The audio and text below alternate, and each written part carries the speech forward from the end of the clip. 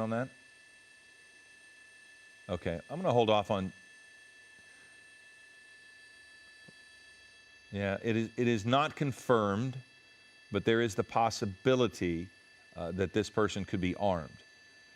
So, again, we're going to wait and try to get confirmation on that, but that is that is what we were talking about, which takes us to a remarkable different level if the person is. So we'll wait and see, and hopefully that is not the case, but that is the chatter at this point. So we're going to see what happens. So the agency that might now be in charge here would be the LA County Sheriff. We're getting word that he has moved into an area that would be LA County Sheriff. And again, each agency will treat things differently. Now you see this person driving into oncoming traffic and using the oncoming traffic lanes to get around any kind of congestion. And sometimes it might appear a little more dangerous from our vantage point because this person can see a little bit further ahead. So he's going to see that nobody's coming at some time. But then look at that person. It's just driving around this chase suspect like he's standing still. We've watched that happen a couple of times as well.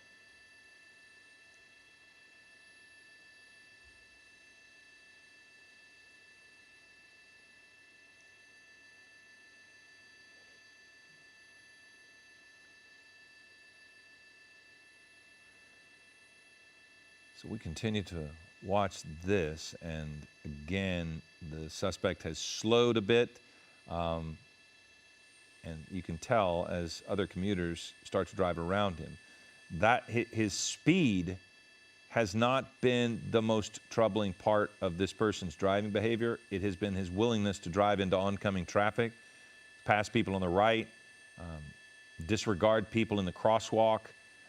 So that has been the part of the behavior here for this pursuit suspect that has been most troubling. The speed on the freeway, at times he was over 100 miles an hour, but other times he had slowed down significantly. Again, they tried a pit maneuver very early on in this chase when it was up on the freeway.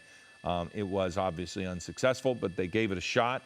We've got video here of the pit maneuver. See, he was actually getting off of the freeway and then maybe kind of getting back on, and then just narrowly missed that minivan. So there was no damage to the vehicle being pursued, and luckily no damage to any innocent bystander. And then you can see he got back on the freeway and took off. They lost him for a while, or at least we did in the buildings. But you can see the lane change and the behavior was certainly dangerous. But right now we're back in tracking mode, and officers on the ground are not involved, and they're told not to engage. So at some point, this will end. I mean, we've had comments on social media talking about the possibility that he's running out of gas, and at some point that is a possibility. But right now there is a significant danger just in the way this person is driving to just people who are in the neighborhood. And there aren't lights and sirens behind this person, so there's no way that a commuter would be able to know that this person is as reckless as they are, and that leads people to potentially be injured by this person, clearly through no fault of their own, just because of his behavior. Like, look at driving again, turning in front of oncoming traffic and expecting them to stop. And there is no reason other than the disabled mind of this person right now, because the police officers are not behind him. They are not following him on the ground. So the choices are clearly by this person and their erratic behavior. Let's see if he stops here, and did not stop in the roundabout nor the stop signs. That didn't look like a traditional roundabout per se. Now on Laurel and just see what happens here as he just pulls out into traffic.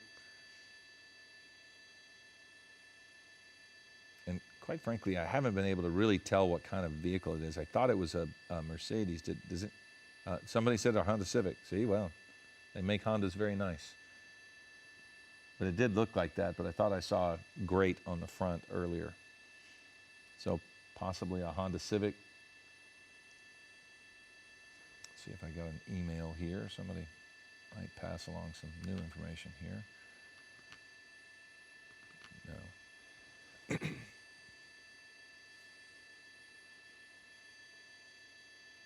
And once again, another incredibly unsafe left turn. See, this is when you really hate to see a suspect driving at high rates of speed, because this is in a neighborhood where, you know, you could have kids outside, you could have families out for a walk. It's just such a beautiful day, and it's just not what you want to see in someone's neighborhood. And here we have a stop sign. There we go. This time he stopped.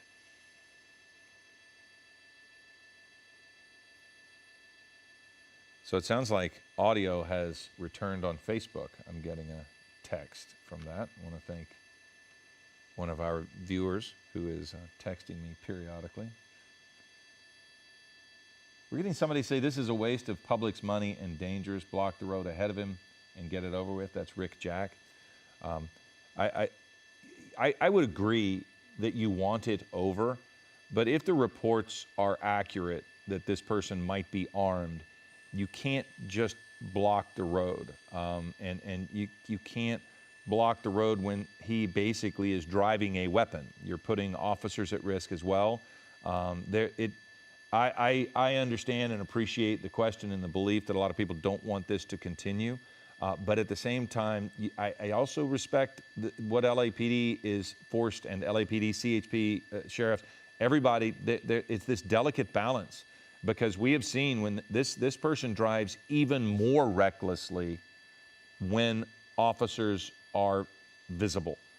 We've seen him do it. And so there is this fine line between, is it better to just let him drive as he is, recklessly, but not high rates of speed, or do you press the issue and force him to possibly even drive more recklessly? So I get it, but at the same time, it's difficult to say.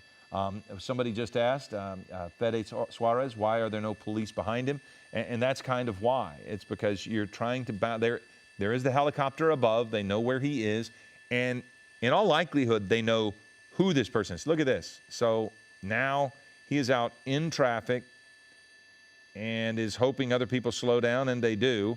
Now this person is passing him is probably livid that he almost got in a car wreck and had no idea why. But again, part of the issue is it's balancing public safety. And I get it. This person is putting people at risk, but you have to remember that's who is putting people at risk. LAPD and law enforcement don't want to add additional risk, and they have to weigh the balance of when they need to get involved. Look at this U-turn. So now he's decided to do a U-turn and head back the other direction. Again, on Melrose. So somebody asked, why does nobody go to a mall and just go into a parking garage and lose the chopper in the cars? They tried that just a few weeks ago, and he was taken into custody as soon as he got out of the car and went into the mall.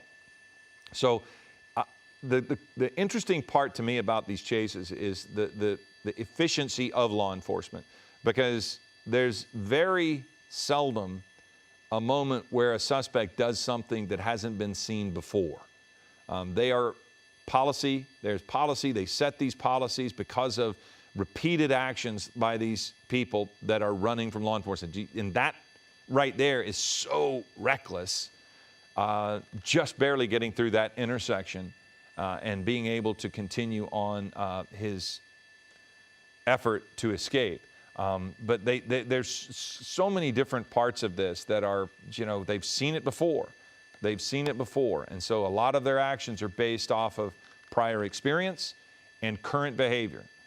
And, you know, a lot of guys And this is the scary part. David Bauer said, if this guy kills a family, I'd surely be upset with police for not taking him into custody. And I get it.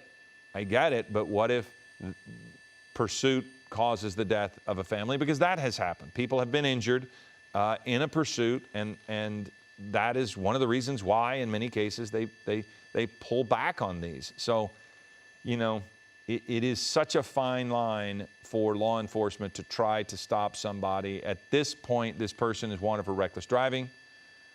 We don't know much else about the person, but if that car is not reported as stolen, there is the possibility that law enforcement is just waiting until the person goes home, take him into custody at that point. But it is very odd in this circumstance that this person continues to drive as recklessly as they are. Almost always when we see a chase like this and law enforcement goes into tracking mode, the person generally calms their driving a bit and kind of goes back into just following the rule of law, driving around, and eventually they stop, and that's when they're taken into custody.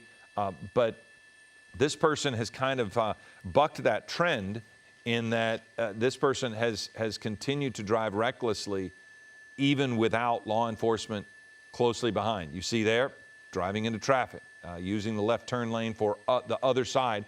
Again, using oncoming traffic's left turn lane to get around his traffic. So at this point, it does appear as if it's just one person in the vehicle. So we're just kind of, I'm watching this chase along with you, and then kind of trying to read a couple of Facebook comments here and there. Someone saying, can you strategically funnel him into an area where it would make it safer to get him? LAPD should know the streets. Why not set a trap? Again, all of these questions are legitimate. Why not do that? But the thing you have to acknowledge is there's a reason why they don't do that. Number one, or one of the reasons, is he's basically driving a weapon. He has changed his behavior more aggressively and more erratically every time he sees law enforcement.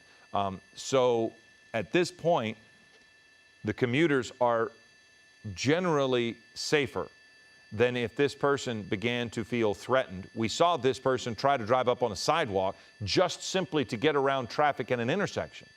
So if you're law enforcement, you have to balance, what does this person do if we box him in? And if you notice in these chases, generally speaking, law enforcement will not get directly in front of the vehicle, because you're now definitely putting law enforcement lives at risk, because this person could potentially just use his vehicle as a battering ram. So you have to, I get it. I understand the folks here who are saying they want it over. But you have to balance the safety of law enforcement, the safety of the commuters, because here's the thing. You try to funnel him into an area, you are also funneling the general commute into that same area. So, again, it's frustrating, but if you're putting yourself in the position of law enforcement, sometimes you're best served with the helicopter above just to follow the person, because I can assure you there's law enforcement in the area. Are they tracking him? Are they getting involved? At this point right now, no. But they are in the area, and if this person were to park and try to get out, they could be there within a minute. In all likelihood, they could be there very quickly. You're now on La Cienega. They know of this person. CHP knows of this person. So at this point, it's just clearly they feel it is safest for the community to just follow this person from above.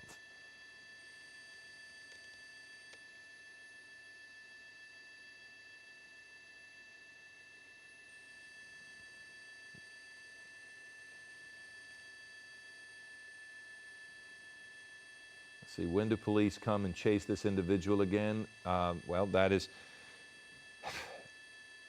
you'd have to, there will be a commander in charge of this, clearly. And his behavior will likely cause law enforcement to either decide to re-engage or not. That's almost like predicting the future, because you know, for the folks who say this is a taxpayer waste and that it's a waste of time, I can appreciate the sentiment, but re-engaging and causing damage to innocent bystanders, if that happened, that would be a further waste. And then, you know, again, right now, as we've watched, no one has been hit by the car. Look at that. At this point, no one's been damaged by the vehicle. That could be something that might change behavior by law enforcement. If somebody was hit by this person or something like that, that might cause them to re-engage, but it's almost impossible to know.